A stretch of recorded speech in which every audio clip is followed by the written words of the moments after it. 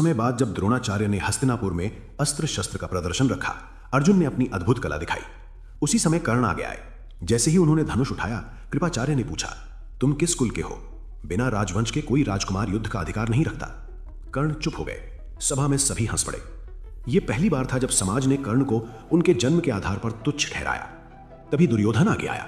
उसने सभा को रोकते हुए कहा, यदि वीरता ही राजयोग का मापदंड है तो ये वीर राज्य का अधिकारी है। और उसी सभा में दुर्योधन ने कर्ण को अंग देश का राजा घोषित कर दिया और यहीं से कर्ण अंगराज कहलाने लगे। इसके कुछ समय बाद द्रौपदी का स्वयंवर हुआ। अंगराज कर्ण भी वहां पहुंचे। चुनौती थी मछली की आंख को नीचे पानी में देखकर वेदना। जब सभी राजकुमार असफल रहे, कर्ण खड़े हुए। जैसे ही उन्होंने धनुष उठाया, द्रौपदी ने कहा, मैं किसी सूत पुत्र से विवाह नहीं करूंगी। यह शब्द कर्ण को तलवार से भी अधिक गहरा घाव दे गया। वे बिना कुछ कहे वहां से लौट गए। इसके काफी समय बाद इंद्रप्रस्थ की सभा में जब द्रौपदी को लाया गया, कर्ण के शब्दों ने पूरी सभा को हिला दिया। उन्होंने कहा, जो स्त्री 5 पुरुषों की पत्नी हो उसे दासी कहना गलत नहीं। ऐसी स्त्री को पवित्र कैसे माना जा सकता है? और ऐसी स्त्री को सभा में खड़ा करना या अपमानित करना गलत नहीं। यह कर्ण के जीवन का सबसे बड़ा नैतिक पतन माना जाता है। यह स्वयंवर में हुए अपमान का दर्द और दुर्योधन के प्रति उनकी अंधी वफादारी का परिणाम था।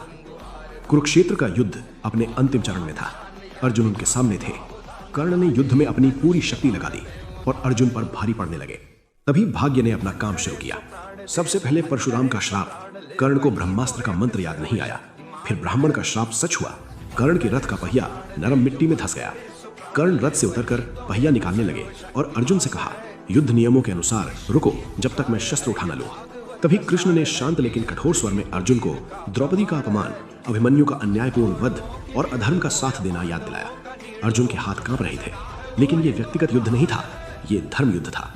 अर्जुन ने बाण छोड़ा और कर्ण गिर पड़े। वास्तव में कुंती ने युद्ध से पहले कर्ण को बता दिया था कि वे उनके पुत्र हैं। कर्ण को यह जानकर अधिक आश्चर्य नहीं हुआ। फिर भी उन्होंने पांडवों का साथ नहीं दिया, क्योंकि वे दुर्योधन का साथ निभाना चाहते थे। लेकिन उन्होंने वचन दिया कि अर्जुन के अलावा वे किसी भी पांडव को नहीं मारेंगे। युद्ध के बाद कुंती ने पांडवों को बताया कि कर्ण उनके भाई थे। युधिष्ठिर रो पड़े। पांडव समझ गए कि कर्ण अपना ही था। दुर्योधन भी रोया और कृष्ण भी। कर्ण जन्म से राजपुत्र थे, फिर भी उन्होंने असंख्य पीड़ाएं सही। जीवन भर सूत पुत्र कहलाए। दोस्ती निभाते निभाते अधर्म में फंस गए और अंत में भाग्य का शिकार बने। अगर आपको इस कहानी पर कुछ कहना हो तो आप कमेंट में बता सकते हैं।